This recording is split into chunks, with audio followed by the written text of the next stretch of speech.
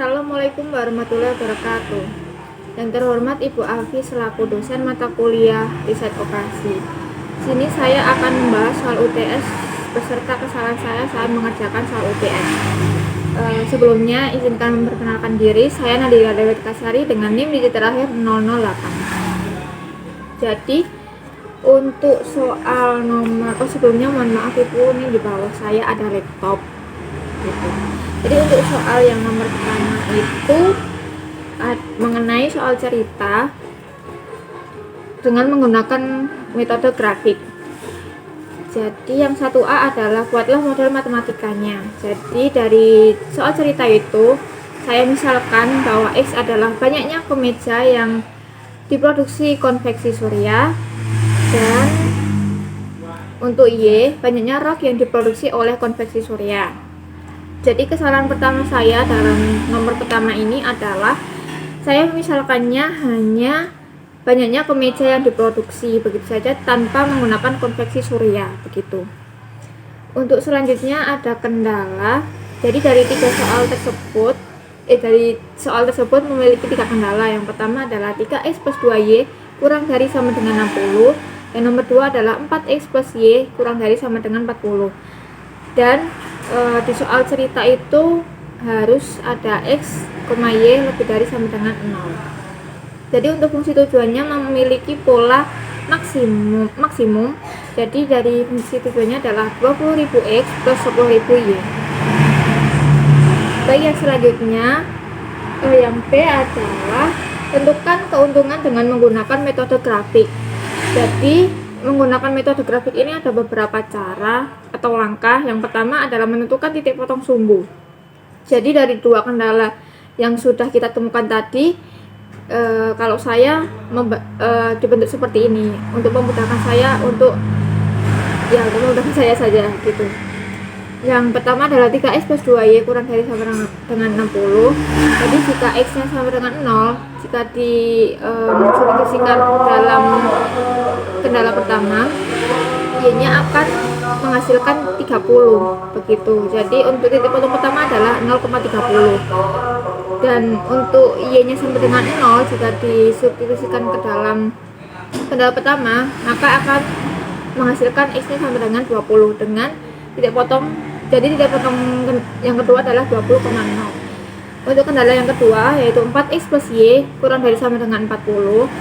Jadi x nya sama dengan 0 jika disubstitusikan ke dalam kendala kedua akan menghasilkan y sama dengan 40. Jadi titik potong ketiga adalah 0,40, dan untuk titik potong yang terakhir adalah jika y nya sama dengan 0 disubstitusikan ke dalam kendala kedua akan menghasilkan x nya sama dengan 10 dengan titik potong. Jadi titik potongnya adalah 10,0. Jadi dari langkah pertama ini memiliki 4 titik potong yaitu 0,30, 20,0, 0,40 dan 10,0. Baik, untuk langkah yang selanjutnya, langkah kedua adalah mengecek uji titik potong sumbu. Jadi dari 2 kendala ini kita misalkan x nya sama dengan 0 dan y nya sama dengan 0. Ini memudahkan saya dalam menggambar grafiknya begitu. Jadi kita masukkan ke kendala pertama akan menghasilkan 0 lebih kecil sama dengan 60. Pernyataan ini adalah benar, dan kendala 2 juga sama yang menghasilkan 0 lebih kecil sama dengan 40. Pernyataan ini juga benar. Jadi untuk langkah selanjutnya adalah gambar grafiknya kurang lebih seperti ini. Untuk titik potong yang pertama adalah 0,30 itu berada di sini, dan titik potong kedua itu ada di sini 20,0 itu berada di sini. Untuk titik potong yang ketiga itu 0,40 berada di atas sini, dan 10,0 itu berada di sini. Jadi untuk yang kendala yang pertama tadi jika ditarik garis akan menghasilkan gambar biru ini yaitu 3s plus 2 dengan kendala 3s plus 2y kurang dari sama dengan 60. Untuk yang titik potong 34 tadi jika ditarik garis akan menghasilkan gambar seperti ini dengan kendala 4x plus y kurang dari sama dengan 40. Nah, dalam kesalahan saya yang kedua itu dalam gambar grafik saya tidak menamai sumbu y nya dan tidak menamai sumbu x nya, peserta ini tidak menemui garis kendalanya, yaitu pada bawah ini 3x plus 2y kurang dari sama dengan 60 dan 4x plus y kurang dari sama dengan 40. Begitu. Jadi dari si langkah kedua ini yang mengecek uji titik potong sumbu tadi, kita dapat peroleh dari yang pernyataan pertama tadi kan untuk kendala pertama adalah 0 kurang dari sama dengan 60. Nah, itu pernyataannya benar. Tetap jadi arsirannya itu ke bawah atau menuju ke 0,0. Tetapi karena saya menggunakan arsiran terbuka untuk memudahkan saya menentukan HP-nya, jadi arsirannya terbalik. Jadi yang tadinya ke bawah menjadi ke atas seperti ini. Nah, untuk kendala yang kedua juga sama. Itu tadi kan untuk pernyataannya juga benar, tetapi karena saya menggunakan arsiran terbuka yang awalnya tadi itu ke bawah menuju titik 0,0 akan terbalik menjadi ke atas begitu. Untuk y-nya lebih dari sama dengan 0 itu untuk x-nya itu berhimpitan dengan sumbu y.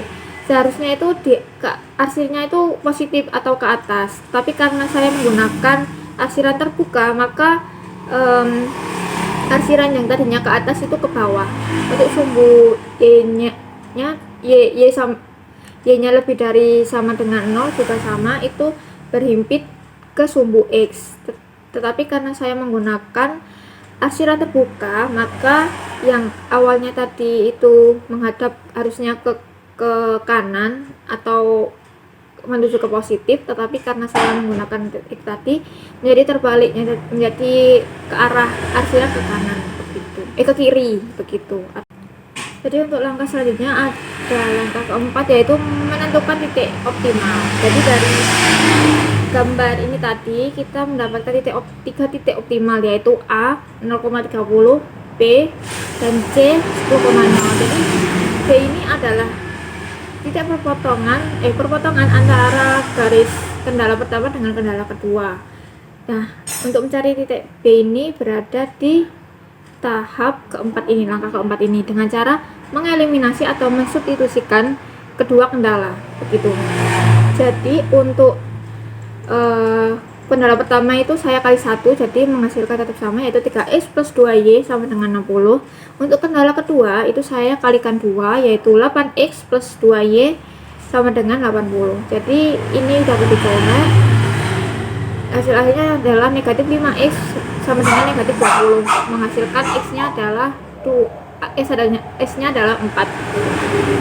Untuk langkah selanjutnya saya substitusikan dari x sama dengan 4 ini dari dua kendala ini. Jadi saya menggunakan kendala pertama, saya masukkan yaitu 3 kali 4 ditambah 2y sama dengan 60, yaitu 12 tambah 2y sama dengan 60. Jadi y-nya ketemu 24 begitu.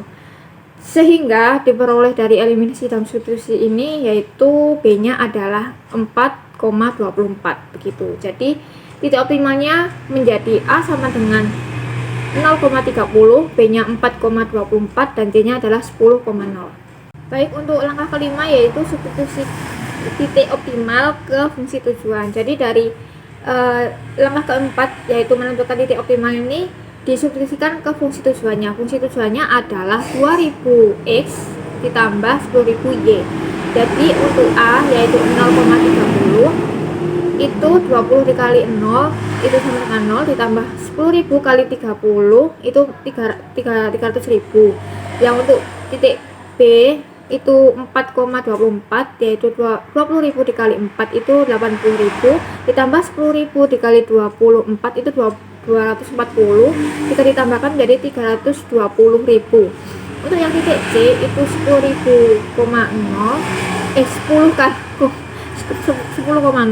yaitu 20.000 dikali 10 itu 200.000, ditambah 10 kali 0 itu 0. Jadi untuk titik C 200.000. Nah, kesalahan saya yang terakhir untuk nomor 1 itu berada pada ini, menghitung titik B nya. Dalam menghitung 20.000 kali 4 itu seharusnya kan 80.000, tetapi saya menuliskannya 600.000. Entah kenapa saya menuliskan seperti itu. Jadi menghasilkan salah menjadi 640.000 yang seharusnya 320.000 begitu. Jadi dari kesalahan yang tahap 5 ini kesimpulan saya juga salah. Jadi kesimpulan yang benar adalah keuntungan yang bisa diperoleh Surya jika keuntungan sepotong kemeja 20.000 dan rok 10.000 adalah sebesar 320.000 dengan produksi 4 kemeja dan 24 rok. Next. Baik, untuk soal yang nomor 2 ini soal siap saji dengan pola minimum. Jadi fungsi tujuannya adalah F-min sama dengan 4x plus 3y dengan 4 kendala, yaitu 2x plus y lebih dari sama dengan 4. Nomor 2 adalah x plus 2y kurang dari sama dengan 5, dan yang nomor 3 adalah 4x plus 4y kurang dari lebih dari sama dengan 14, dan yang terakhir adalah x y itu lebih dari sama dengan 0. Jadi yang langkah pertama kita harus membentuk kanonik. Saya fokuskan dulu ke kendala dengan kendala pertama, yaitu 2x plus y lebih dari sama dengan 4. Ini karena bertanda lebih dari, maka kita menambahkan surplus negatif S1. Nah, karena surplus itu harus bertanda positif, maka itu harus ditambahi artificial 1A1. Jadi untuk kendala pertama yaitu 2x plus y negatif S1 plus A2 sama dengan 4. Untuk kendala kedua yaitu x plus 2y kurang dari sama dengan 5. Untuk tanda kurang dari sama dengan itu hanya menambah surplus saja. Jadi kendala untuk kedua ini yaitu x plus 2y tambah x2 sama dengan 5. Untuk kendala ketiga itu sama dengan kendala pertama tadi, karena dia bertanda lebih dari sama dengan, maka si dalam bentuk kanoniknya harus ditambahi menambah surplus dengan A2 atau variabel artificial untuk menjadi basis ini nantinya begitu. Untuk kendala yang terakhir xy lebih dari sama dengan 0 menjadi xy s1 s2 s3 a1 a2 lebih dari sama dengan 0. Nah, untuk fungsi tujuannya bentuk kanoniknya adalah f-min sama dengan 4x tambah 3y tambah 0 s1 tambah 0 s2 tambah 0 s3. Nah, untuk variabel artificialnya karena dia menggunakan pola minimum itu, maka menjadi plus MA1 plus MA2 begitu. Next, tabel awal. Tabel awalnya ini yang paling harus dari si bentuk kanoniknya dimasukkan ke dalam tabel. Jadi untuk ini yang ZC-nya yang paling atas ini itu dari fungsi tujuannya. Nah, untuk yang bagian bawah ini yang saya cari di PPT ini itu dari si kendalanya, dari bentuk kanoniknya begitu. Nah, untuk menentukan basis itu melihat si ini tadi, si bentuk kanonik dari kendala itu yang ini bentuknya 010 atau 100 atau 001. Jadi semisal untuk basis pertama itu karena A1 nya merupakan pola 001 itu menjadi basis begitu, basis pertama. Nah, untuk negatif tidak bisa karena si basis ini harus bertanda positif begitu. Untuk S2 juga ini karena si S2 nya itu si ininya 1, jadinya dia menjadi basis, dan yang si variabel artificial yang A2 ini juga iya begitu. Nah, untuk menentukan ZC-nya ini itu dari mengalihkan si variabel yang si basisnya ini tadi dan si kendalanya. Misalkan M kali 2 itu sama dengan 2M, 0 kali 1 0, M kali 4 itu 4M. Jadi 2M ditambah 0 ditambah 4M itu menghasilkan 6M gitu. Dan seterusnya ini hingga menemukan si F-nya. Jadi F-nya adalah 4 kali M itu 4M, 5 kali 0 0, dan 14 kali M itu 14M. Jadi dari total F-nya sama dengan 18M gitu. Nah, karena ini berpola minimum. Oh ya, sebelumnya CJ-nya itu dari si CJ-nya ini dengan si CJ-nya, si fungsi tujuannya itu jadi 6M dikurangi 4 gitu. Nah, karena ini pola minimum, jadi untuk menemukan kolom kuncinya itu dilihat dari CJ-nya yang paling besar atau yang paling positif. Jadi antara 6M negatif 4 dan 5M negatif 3 itu yang paling besar adalah 6M min 4. Nah, ini menjadi kolom kunci. Nah, untuk menentukan baris kunci rasionya itu dengan cara si XB ini dibagi si kolom kunci. Jadi 4 dibagi 2 itu sama dengan 2, 5 dikali 1 bagi 2, 5 dibagi 1 itu 5, dan 14 dibagi 4 itu 7/2. Gitu, saya sederhanakan gitu. Nah, untuk menentukan si baris kuncinya dari si rasio ini, jadi dilihat dari rasio yang paling terkecil begitu. Jadi antara 2, 5, 7/2 yang paling kecil adalah si 2 yang basis gitu. Jadi unsur kuncinya itu menjadi si 2 ini. Jadi karena tabel ini juga belum optimal, karena ini tadi kan polanya minimum ya, jadi tabel optimal itu dilihat dari CJ-nya itu negatif semua. Karena ini masih ada positifnya, jadi kita OBE, jadi si B1 itu menjadi B1 bagi 2, B2 aksen sama dengan B2 min B1 aksen tadi, B3 nya itu B3 min 4 B1 aksen. Jadi untuk iterasi pertama itu seperti ini. Jadi si variabel artificial yang ini dihilangkan karena sudah tidak dihilangkan gitu aja. Jadi untuk variabel artificialnya ini di sini itu dihilangkan. Nah, karena kita bertujuan untuk menghapus si artificialnya gitu. Nah, karena sudah ini dimasukkan lagi dengan OBE nya ini tadi. Nah, ini saya sudah masukkan jadi seperti ini.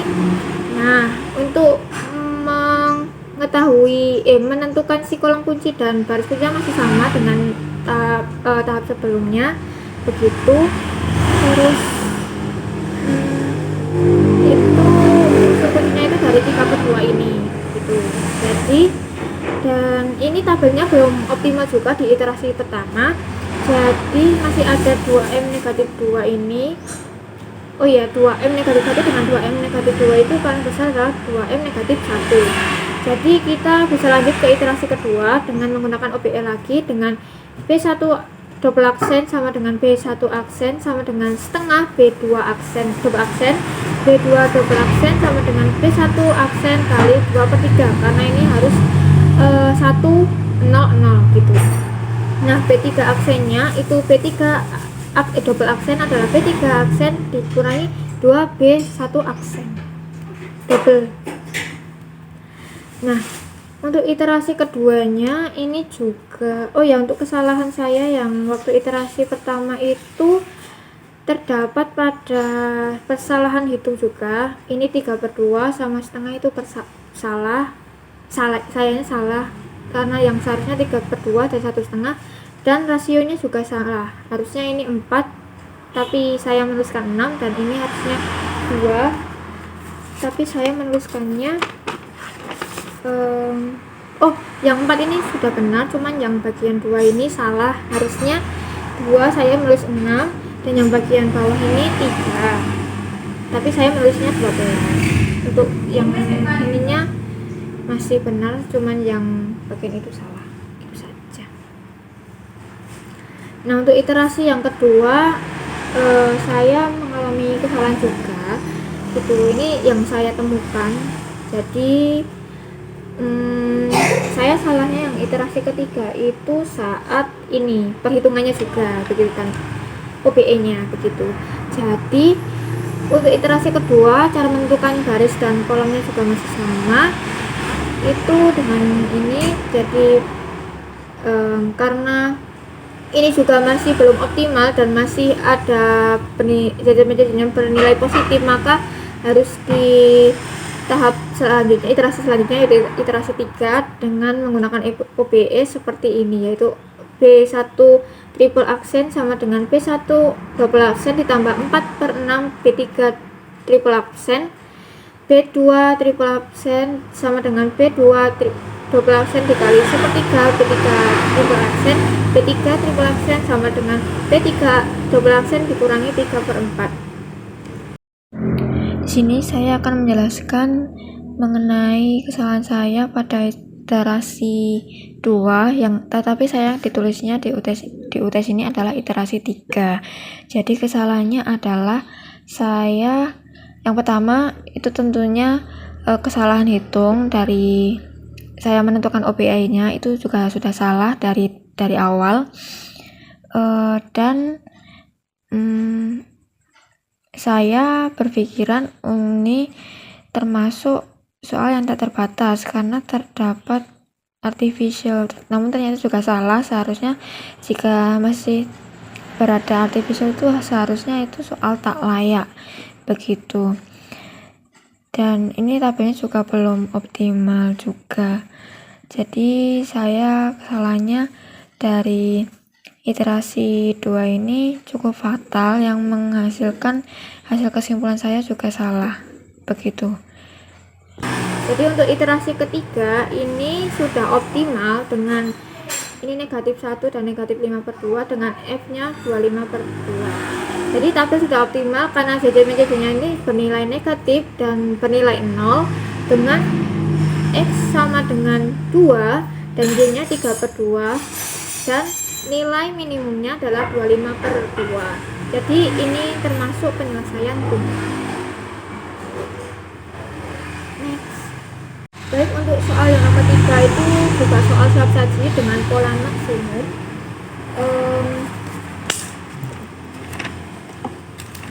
Dengan soalnya Z max sama dengan 6P ditambah 4Q dengan kendala nomor 1 adalah P plus Q lebih dari sama dengan 8. Yang nomor 2 2P min Q kurang dari sama dengan 6.